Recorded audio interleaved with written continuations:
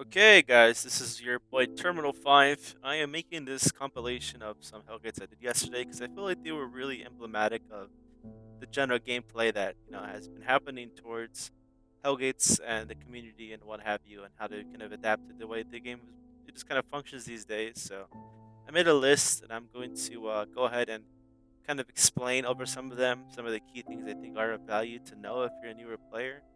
And I know I usually rarely make any videos, but when I do, it's typically like funny meme videos. But I'm gonna make this a little more educational because Hellgates are kind of dead, and I would like to have more people play them. So if this little resource, as shitty as it maybe is out there, it might be of some value to see gameplay in general because there's not much content on there to begin with. So let's get this going. Okay, and just to ground you guys in the fundamentals of what we're doing. So we're using a standard kind of front to back shapeshifter comp that like literally everybody that we fight today uses. Like it's very generic. It's what everyone uses right now. It's carrying collar, fire staff, root bound staff. Got the, I think we have a bear. No, we don't have a bear. I don't even fucking remember. And I played it. Besides a blight staff. And yeah, it's standard front to back. And if you don't really know how to play front to back, everyone says they know how to play front to back, but they don't actually know how to play it. They just don't want to admit they don't know shit.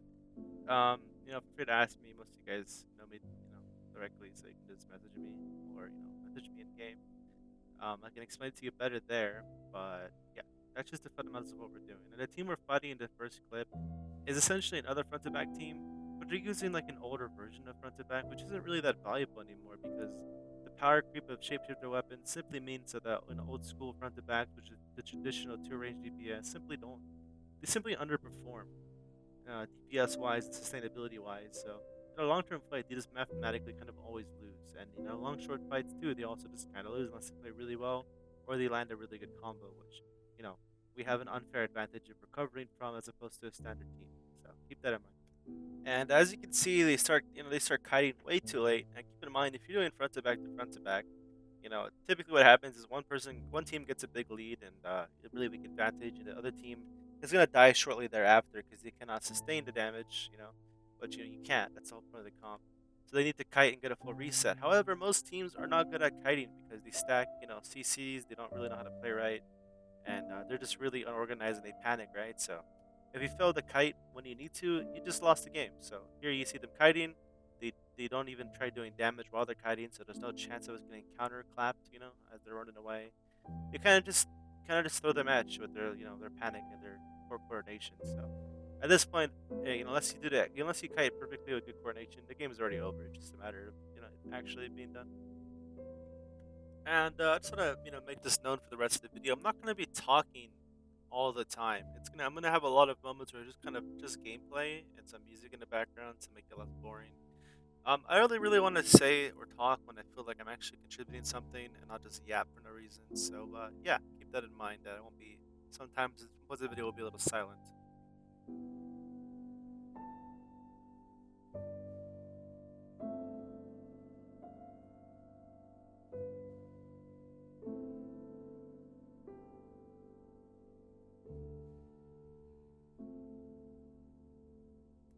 All right, and as you can see here, I can't believe people are still trying to play dive comp in shapeshifter meta.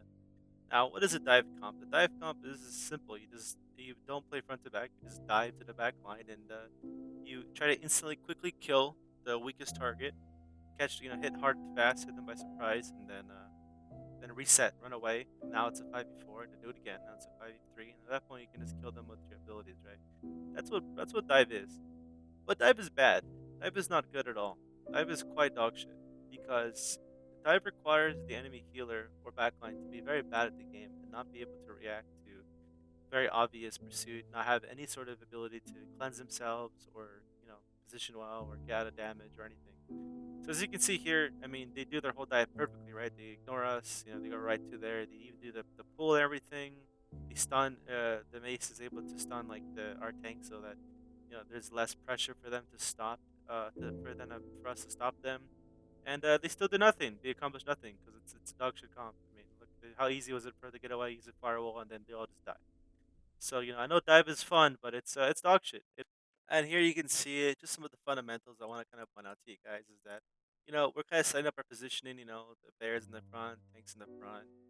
going to the back to start, doing his deal and start harassing them so we can apply pressure. The fire staff is basically off screen, as you can see. It's literally almost off screen. Our healer is pretty far back. The only reason he looks like he's up sometimes is because I'm going back as well. We're also chasing, and they're kiting pretty okay here. I mean, this team is not completely screwing the pooch on the kite. They're just not doing the best job, and they don't have people using their skills more actively. See how he uses his purity too late. At this point, we already have such a damage advantage, and even though they're healed, they just wasted their cooldowns to heal. So it's kind of too late for them. They've kind of fucked up. They should have been very succinct and organized with their force movement and their knockback, so that we wouldn't be able to make them waste abilities that they otherwise need to survive and recover. But it's over here, and as you can see, one of our players trolls himself by trying to solo two people and dies, and we make fun of him for that. So.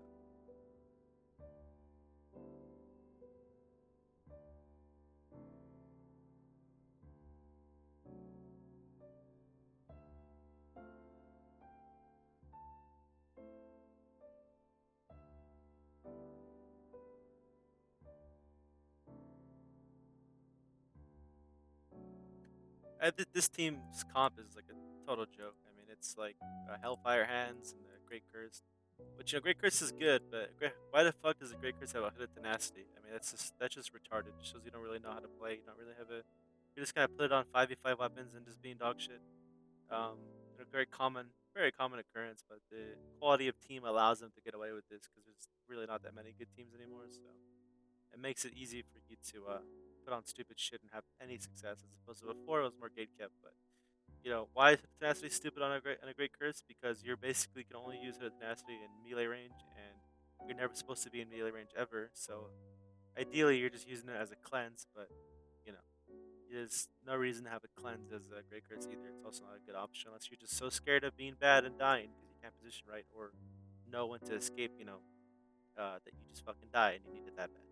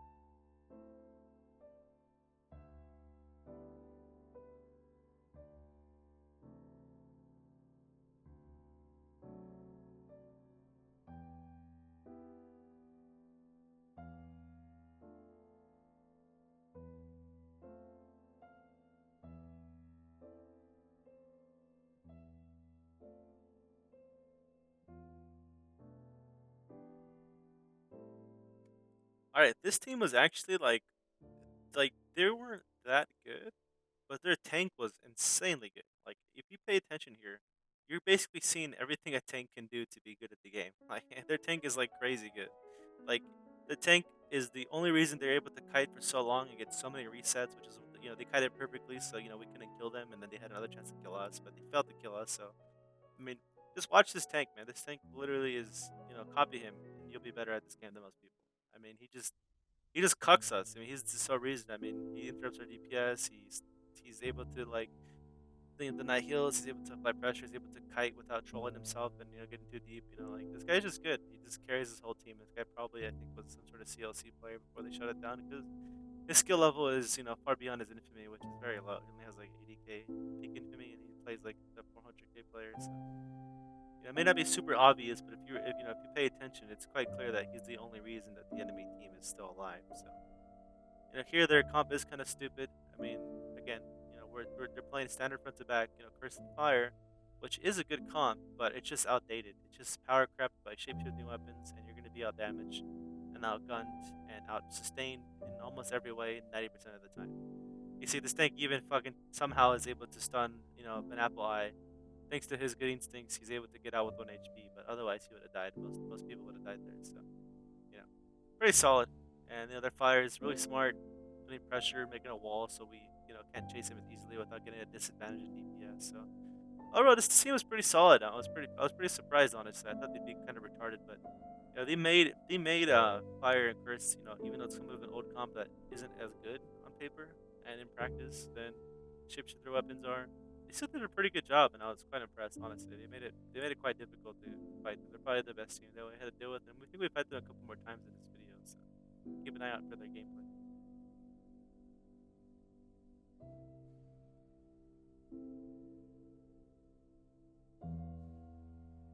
Like, I'm gonna be honest with you. I kind of covered the fundamentals of what I wanted to express to people. Um, the next following fights, it's just kind of our standard gameplay. If you want to like look at what role you play and see how you could be better by trying to emulate the individual, their positioning, their common sense, their guiding. I mean, we didn't like, for example, every player in this team, they've been like a top 10 Palgate player of some kind at some point, myself included. So I'm not necessarily saying that I'm not really saying that for any other reason other than to explain that the only reason we don't communicate coordination and stuff, super well or like have predetermined kite paths or it's just because we already know it. So even though our kiting isn't perfect, it's still more than enough to, sustain 90% of the time, as opposed to the enemy teams you see us fight, kite, and then you get cocked right afterwards. But we're able to kite really well naturally because we're all just individually good at the game. So we can just kind of common sense see that, oh, he's in a better position to use his face scale, so he'll use it first. And then the person who's in that position will say, hey, I'm in a better position, so I'll use it first. And then just kind of an unspoken understanding of the game. And, when someone does something stupid, it's typically like, well, wasn't that, why did you do that? That was so dumb. So typically we already know what to do in most situations. So for example, when I have low HP in some of these fights, I just know when to get out. I know when to stay in. It's just a game. It's just a game flow thing, a game sense thing you develop over time to just understand, what the real situation of the enemy that is in. For example, you may have relatively low HP, and you can still die to Qs and Ws. But let's say your healer just said he's gonna hit up his blight staff, and Rebound's about to go underground, and the enemy just wasted their their pierce. They wasted their fire staff E to relatively little value. You're basically immune to death, and you can just pursue them and kill them, even though it may seem like you both have the same HP. They have no follow-up damage, and you have all your follow-up damage, and you have heals and res, and they don't. So there's a lot of situations like that too you need to be aware of. I would say fundamentally, if you're playing vibes, I would try to work on picking a good comp that makes sense and stick to the fundamentals of the game. Front to back, it's generally quite difficult these days to get good at the game, simply because there's isn't that much competition anymore. Now a lot of people say like, oh, there's tons of competition. I fight people every day. Here's the thing, right? The people you're fighting, they're basically the equivalent of bronze rank players. It's like if you play League of Legends and you fought, and 90% of the game population was bronze ranked. And that, I think that probably is true in League, but the point is that the majority of the people you're going to fight are bronze ranked people, right? They're silver tier people. They're not good at the game. They don't have a good understanding of mechanics, of the metas, of the gameplay. They're just kind of casual shitters, and that's fine. It's just a normal player. However, it's hard to advance your knowledge and gameplay when you're only surrounded by people who don't go very far either. So Hellgates, I think, are a good place to start, even though they are very dead. And most of these teams that we fight are pretty bad. I mean, we didn't lose a single time over 3.5 hours of gameplay. And we're kind of just a slap together team of old players. So we're not exactly like hyper coordinated. We don't really play together like every fucking week or something. But yeah, so it's kind of hard because you think, oh, I'm so great at whatever content, but realistically speaking, you haven't actually even fought an actual competitive team that's in the years or ever. So something to keep in mind. Try to find ways to increase your skill level individually. Try to find content. Try to associate yourself with people who are in game. There's not many left because changes to the game have made people not enjoy it as much. But that's not really relevant to this point of this video. Just try to advance your individual skill level as much as you can, and that's what you should really think about as much as you can too. Just try to understand the game at a more fundamental level. That's all.